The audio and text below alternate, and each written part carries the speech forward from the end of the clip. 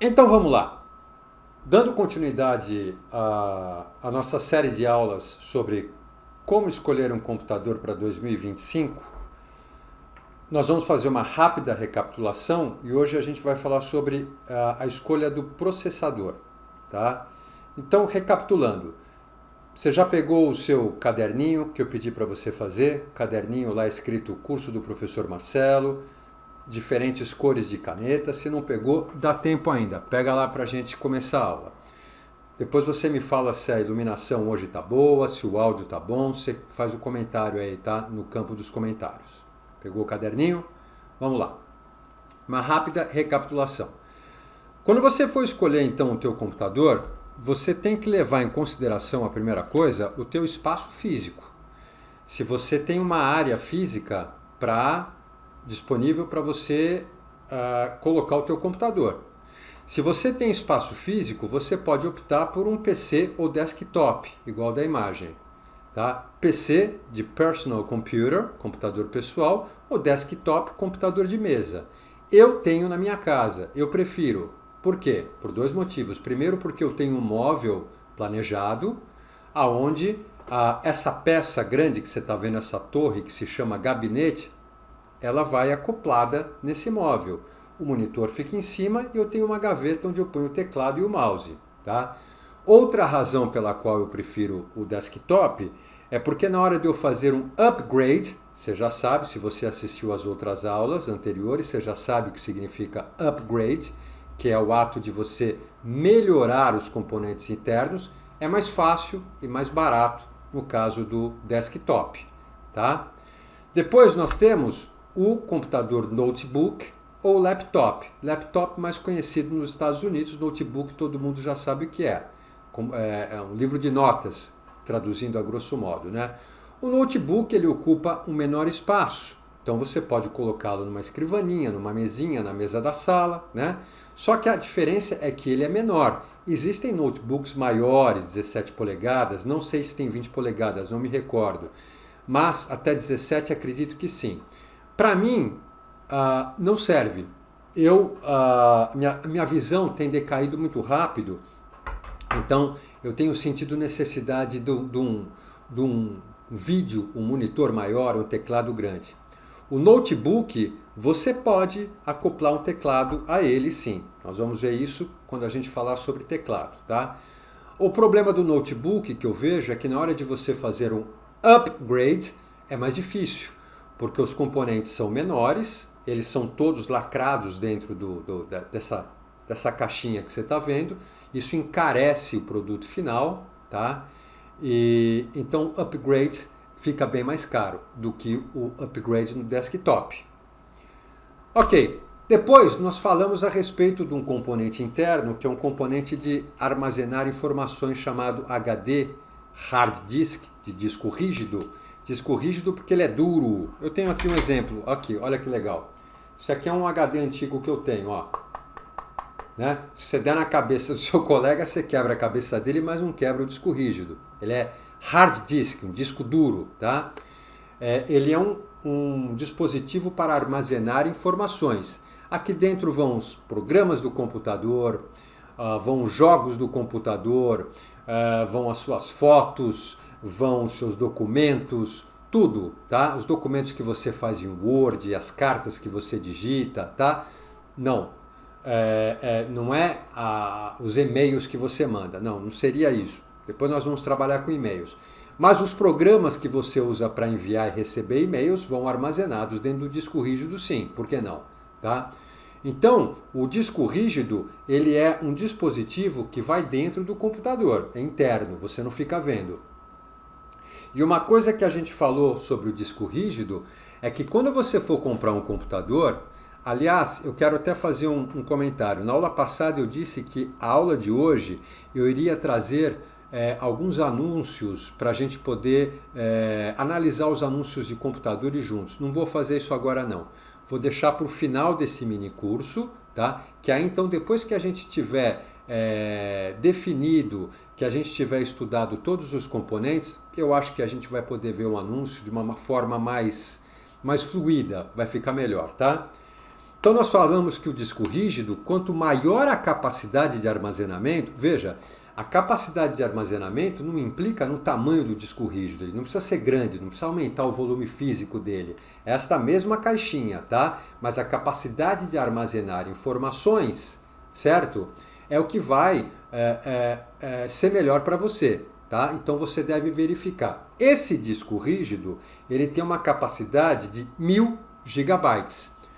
Não tem problema se você ainda não sabe, não se dá bem com essas informações de bits, bytes, megabytes, gigabytes, terabytes. Nós temos uma aula só sobre isso, que eu vou explicar passo a passo para você, direitinho, o significado disso, tá? O que importa saber agora é que esse disco rígido tem 1000 gigabytes, é uma boa capacidade? É, mais ou menos, tá? Já tem discos rígidos muito mais avançados. E você está vendo na foto que ele tem um disquinho e tem uma agulha que vai fazendo a leitura e a gravação das informações, tá? Disco rígido é importante você saber. Ou os mais modernos, os equipamentos mais modernos hoje, eles trabalham com um cartão de memória flash SSD, que por um acaso eu também tenho um aqui que eu usei muito tempo. Esse cartão aqui da Kingston de memória SSD, ele tem 120 gigabytes. É pouquinho. Parece muito, mas não é. Aqui eu fazia o seguinte, eu deixava gravado só o Windows, que é o programa mais importante do computador, que o Windows é o programa responsável pelo funcionamento do computador. Nós vamos ver depois as versões do Windows, então acompanhe, se inscreva no canal, tá? Eu deixava o Windows gravado aqui porque ele é rápido, então o computador ele abria rápido. E tinha junto o disco rígido para colocar os meus jogos, para colocar os meus programas, os meus softwares do dia a dia, tá? Então, hoje em dia, os cartões SSD baratearam bastante, as capacidades de armazenamento aumentaram muito, então você verifique se o computador que você vai comprar tem uma memória flash SSD e qual a capacidade de armazenamento dele, tá bom? É um componente interno, também vai dentro do computador. Hoje nós vamos falar a respeito do processador, tá? Processador, eu tenho um processador aqui inclusive, tá? Ele é essa pecinha aqui, tá? Ele está manchado aqui porque o processador ele vai na placa-mãe, que depois numa outra aula a gente vai falar sobre a placa-mãe. Ele vai grudadinho na placa-mãe, tá? E em cima dele vai uma ventoinha ou um cooler, tá? De refrigeração, porque o processador ele atinge altas temperaturas. O cooler vai aqui no processador. E para prender o processador na ventoinha ou no cooler, você passa uma pasta chamada pasta térmica e ela gruda e ele fica aqui. E o cooler, sempre que você liga o computador, o cooler começa a girar, resfria o processador o tempo todo, 24 horas, o tempo que o computador estiver ligado, tá? Aliás, tem uma história muito, muito interessante da época em que eu fazia manutenção em microcomputadores, isso há 20 anos atrás, né? Que eu peguei um computador, na época era um 486. Me desculpe delongar um pouco, mas eu acho que essas histórias são sempre legais até a título de acrescentar algo mais no curso, né?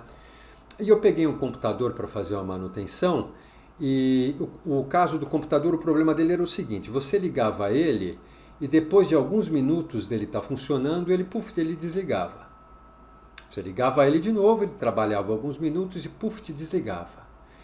E a gente segue um cronograma, né? Como com um carro quando você leva na oficina. O problema é isso? Não. O problema é aquilo? Não. É isso aqui? Não. Você vai vendo peça por peça, componente por componente interno do computador. Vê se o problema está na fonte, vê se o problema é da placa-mãe e vai vendo. Bom, resumindo, o problema era o seguinte.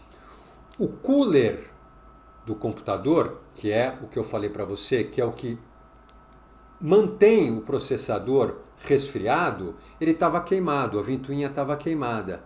Então não girava. Olha, percebe? Deixa eu mostrar aqui, vamos ver se você consegue ver, olha. Né? É um ventiladorzinho, né? Então o que acontece? Não estava funcionando, ele estava parado. Automaticamente o computador ligava, quando o processador atingia altas temperaturas, que acontecia? Ele desligava. Se ligava o computador, ele atingia altas temperaturas, desligava. E para descobrir isso, demorou. Aí depois eu percebi, não, é o cooler. Troquei o cooler, que não é uma peça cara, adaptei um novo cooler e o computador voltou a funcionar normalmente, tá? Bom, continuando. Então o processador, você precisa analisar. Por quê? Porque o processador, a grosso modo, vamos dizer o que é o processador. O processador, ele é o cérebro do computador, tá? É o cérebro pensante do computador. Então, um processador mais moderno, seu computador ele vai ter uma velocidade de processar as informações de maneira melhor e mais rápida, tá? Atualmente no mercado existem duas marcas de fabricantes de processador, tá? Um é a Intel, tá? E a outra é a AMD. Mas nós vamos trabalhar com a família da Intel, tá? A Intel é o que eu uso no meu computador, tá? Inclusive eu tenho aqui uma caixinha. E aqui eu coloquei assim, aqui dentro tem um processador i5 antigo, 7 de 2017. Então, eu nem lembrava mais disso, que esse aqui é o i5. Quer dizer que eu já havia feito um upgrade na minha máquina e já coloquei um i7. Tá? Se você olhar aqui, olha, você vai ver aqui a família do Intel, você tem os processadores Pentium, que são mais fraquinhos, você tem o processador Celeron, que é mais fraquinho e também, consequentemente, mais barato, tá? E aí você começa a família dos I de Intel, né? Então você tem na geração dos I, você tem o i3, você tem o i5, você tem o i7 e você tem o i9, tá? Conforme você vai aumentando, né, essa família aqui, mais caro o valor dos processadores, tá? E consequentemente também melhora o desempenho, melhora a velocidade do processador.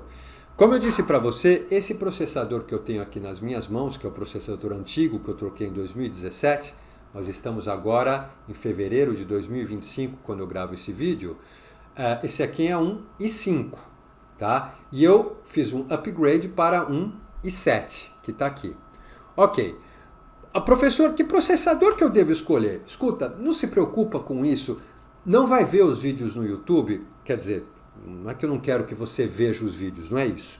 Eu digo, não se preocupe com esses vídeos muito técnicos que você encontra no YouTube, falando da frequência do processador, do clock do processador, cache. Não se preocupe com isso. Você tem que ter em mente o seguinte, qual é a tua necessidade? Professor, eu quero um computador que eu quero para jogos, para games, tá? Então, um processador, quanto melhor for, mais ele vai atender suas necessidades. Eu acho que um i7 já está de bom tamanho. Se você tiver condições de investir em um i9, que não é barato, tá? Nós vamos ver juntos os preços, ótimo, melhor ainda. Professor, o meu objetivo é o seguinte, eu quero ver vídeos no YouTube, quero fazer cursos, quero assistir às suas aulas no YouTube, as aulas do professor Marcelo, do canal Independência Digital. Se inscreve no canal aí, compartilha com os teus amigos e amigas, tá? E eu quero digitar documentos no Word, fazer algumas planilhas no Excel, tá? Então eu acho que um processador i5 tá de bom tamanho para você, tá? Esquece Pentium, esquece Celeron, esquece i3, a não ser que você esteja realmente com uma situação financeira ainda muito precária. Eu vou comprar um computador usado, não posso comprar um computador novo, tá? Então, aí pode até ser, mas se você tem condições de i5, i7 para cima. Professor, eu quero entrar no marketing digital, tá? Eu estou aqui fazendo curso com você porque eu quero voltar no mercado de trabalho, eu quero entrar no marketing digital e eu sei que eu vou ter que renderizar vídeos. Renderizar significa quando você grava um vídeo, que nem eu estou fazendo aqui. Eu gravei o vídeo e depois que eu gravar o vídeo, eu preciso renderizar, eu preciso finalizar esse vídeo, eu preciso passar ele para o meu computador, tá? Isso chama-se renderizar. E o tempo que vai demorar processando as informações do vídeo vai ser a qualidade do teu processador. Um processador mais rápido vai fazer esse tempo de renderização ser menor. Um processador i7, eu acredito que ele já está de bom tamanho para você. Por isso que eu troquei o meu i5 pelo i7 em 2017. Tá? Porque na época, em 2017, se eu não me engano, eu tinha começado um canal de emagrecimento e depois eu acabei parando por outros motivos, mas eu usava o i5, troquei pelo i7 para poder ser mais rápido. Tá? Então, o processador, nós falamos do Intel. Depois nós temos aqui o AMD, que é da família Ryzen. Tá? Na minha opinião, o pessoal fala muito assim, olha, o AMD ele é um processador mais voltado para games, voltado para jogos, enquanto que o Intel é mais voltado para documentos e vídeos. Olha, eu já tive a AMD, depois eu troquei, há muitos anos atrás, eu acho que era 2008 ou 2009. Senti um pouco de diferença, eu prefiro usar Intel. Vou citar aqui até um exemplo, é a marca. É uma grife que tem muita força, tem qualidade, é um produto de marca, então eu gosto bastante de usar os processadores da marca Intel, tá legal? O Core significa os núcleos que ele tem. Não vamos entrar nesse detalhe. O que eu quero que você entenda hoje é que a escolha do teu processador vai ser baseada em se ele é da família i5, i7 e 9. Professor, quero só criar documentos no Word, assistir os teus vídeos, assistir vídeos no YouTube, mandar e-mails, i5 e 7 está de bom tamanho. Professor, eu gosto de games, eu quero renderizar vídeos, o i7 e 9 está ótimo para você. E tem a família AMD, também são muito bons, você veja custo e benefício. Tá legal? Eu espero ter ajudado com essa aula, tá? Essa aqui é a aula 3 desse mini curso Como Escolher o Seu Computador para 2025. Na próxima aula, eu não costumo fazer roteiro, tá? Me vem na cabeça os insights, eu já sento aqui na frente do computador e já gravo a aula. Eu estou pensando em fazer sobre teclado, tá? Os diferentes tipos de teclado que você precisa, o que você tem que ficar atento na hora da escolha do computador. Mas se você tiver alguma dica do que você quer saber, tal, põe nos comentários. Se você ainda não souber digitar direito, ou se você está fazendo assistindo minhas aulas pelo celular, peça para algum familiar, alguém, olha, digita aqui para mim, eu tenho dificuldade, as letrinhas são muito pequenas, digita para o professor Marcelo que eu gostaria de saber sobre tal assunto, não há problema nenhum. O importante é você participar, tá certo? Então, deixa nos comentários o que você quer assistir, se inscreve no canal, compartilhe o vídeo, até a próxima aula, fica com Deus, muitíssimo obrigado por estar aqui comigo. Um forte abraço do professor Marcelo.